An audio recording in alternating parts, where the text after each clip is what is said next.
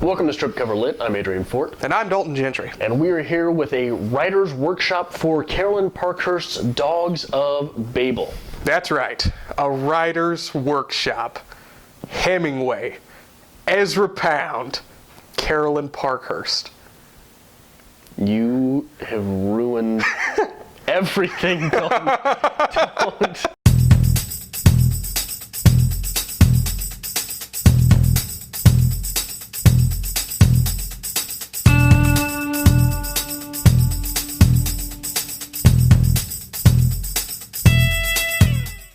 So, Dalton, where would you like to begin with this? I'm afraid I shouldn't even start. I should just close my notes and let you rant for the next 20 to 30 minutes. Oh, no.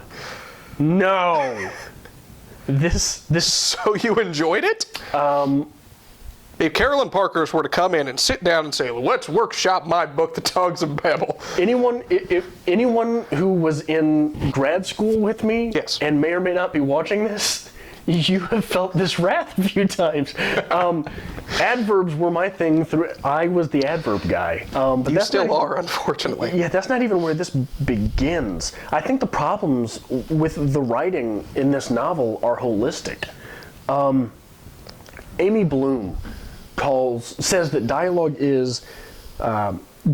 isn't conversation, it's conversation's greatest hits. Let me give you some of the conversation's greatest hits in this piece. There are 33 times in this book that someone starts a block of dialogue with the word so. So. There are 35 times someone starts with oh. Oh. There are 109 times someone starts a block of dialogue or a sentence with well. There is something to be said for verisimilitude. Dialogue is not the place for that piece to be said. And I apologize for basically reading this straight from my notes, but I couldn't memorize this for fear of falling into these traps. You're only putting so much talking into a book. Why do it blandly? If I included wow, look, no, okay, yeah, and sure, and listen on these number of dialogue block or sentence beginners, the number easily doubles. But you can go through this book. Let's see. I think I circled well. I put a box around O, and I put a triangle around so. I just flip your book over for a second. And give me 1 second. I should have done this beforehand, but it is okay. Yeah, I got colors everywhere. Look at that. In 2 pages, there's 2 so's and 3 wells. It's everywhere. So what you're saying, from a publishing standpoint, you would have shot this one straight to the top. It would have been good to go. Well, I don't know that that's fair to say. So, what I'll say is, it's garbage. Oh, garbage. Well, I'm going to have to go back to the pop lit genre again, because what's the biggest stereotype for writing is write for your audience. Any writing class you go to, high school level, whatever, that's the first thing you say is identify your audience and write for your audience. She is writing for her audience. This is a pop-lit bestseller.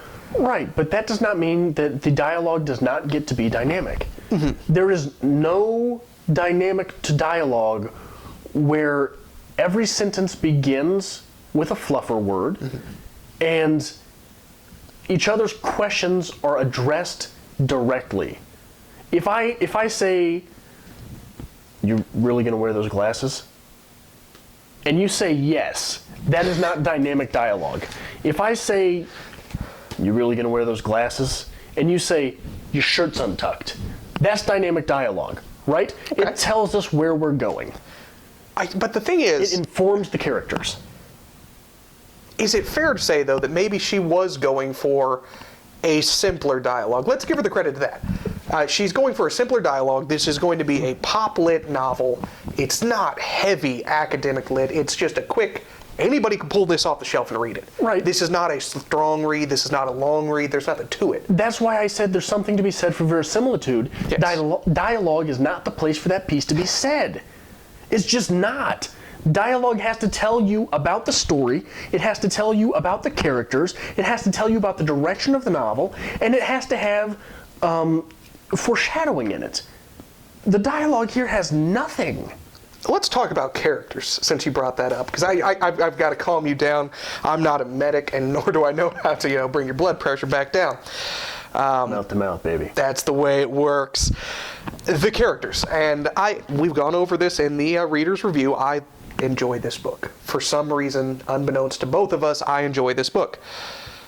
It's unfortunate that Carolyn Parkhurst will use 150 pages of a 250-page novel to tell us about characters and tell us all of the wrong things. Yeah. There is nothing in here that's good backstory for this character. Maybe not nothing, but slim to none. Well, for me, the problem comes in when your backstory tells the backstory. Yes. But it does no other work. It doesn't move the character's dynamic, I guess that's a good word. We'll go back to dynamic. I don't feel like I know the characters more after reading a chapter about them. I expect the backstory to move the piece forward, to give me a little more so you don't have to say it. But instead of doing that, we have the backstory, and then she tells us again what the backstory told us. And then we have another backstory about them talking about the last backstory. Right, and I think you touched on the right word there. It's told, not shown. Yes. We are told everything that, oh, woe is me. My life is a misery. Right? Time and time again. Unbeknownst to you, that's actually how I talk at home. I just lay on the couch. I'm like, oh, woe is me. He just sings songs from Rocky Horror Picture Show. Yes, I actually have a shirt that just says hedonism. So if you want to, you mentioned the pages as well. Let me go through this. Okay. There are 261 pages and 41 chapters, which means there are at least 20 pages of white space, right? Okay. So basically, there are 241 pages of actual fiction writing in here. There are 31 lines per page. That's 7,471 total lines. Guess how many commas there are? How many? Guess how many commas are in this book? 300 or 400. 4,747 commas. Have you tried? Hold on. Don't stop me. Carry on. There are 577 adverbs. There are 350 what I call others, which what that is a long dash, a parentheses, a colon, or a semicolon, which there's really no point of using in first person, first off. So there are adverbs stop you when you're reading because you have to interpret them. What does repeatedly mean? How many times is that? And I'll go on adverbs a little bit later as well, I'm sure. Yes, how does one physically search something? We get it. Right. 4,747 commas, 350 others, for a total of 5,674 stops. There's about 10 words per line, which means that every 14 words, you were running into an adverb, a comma, a long dash, a parentheses, something. And I counted parentheses and long dashes as a pair, to do Parkhurst a favor here, because one necessitates the other. So what you're telling me, if there is a possibility of having William Shatner do the audiobook for this, it's golden. Right. This is an author-initiated pause, not a language-necessitated pause. Yes. This is Shatner. I don't do. It's walking. Shatner. You were walking. I don't know. Walking. A lot of walking in the novel. So go on for a minute. Let me calm down. Let me give you a second. I think character-wise, let me go back to that because that was my big thing about this. I guess I'm just an emotional character guy.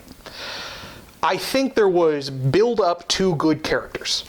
When you take Paul, when you take Lorelei, before we start the novel at all, the religious overtone with the title The Dogs of Babel, this is setting us up to be a Judeo-Christian novel, whatever. Babel. And you give me Paul. We go to the Apostle Paul. The relentless apostle with the unwavering dedication. That's Paul. Okay. I like that. That works for me. Good choice in character. Lorelei. And I believe there's actually a paragraph in there that explains the mythos between that Lorelei was a siren of some sorts, and to hear her actual song would drive men to insanity. That's wonderful when the entire premise of this novel is to get Lorelei to speak. And what actually happens to Paul as he's trying to get Lorelei to speak. But there we just summed up our characters. They're two-dimensional. That's it. They don't change after that. Lorelei will speak, Paul will go insane, Paul is dedicated. That's it. Yeah. Have you calmed down? Do you need to take a breath? I gotta go get you a brown bag or something? Okay, well, let's go back to the holistic problems of the piece. Like I mentioned, the long dashes and the parentheses, colons, and semicolons. I don't think, perhaps that sounds picky, but let me give you a quote from Kurt Vonnegut. I love Vonnegut. Do not use semicolons. They are transvestite hermaphrodites representing absolutely nothing. All they do is show you've been to college. There's a lot of those in this. There's a lot.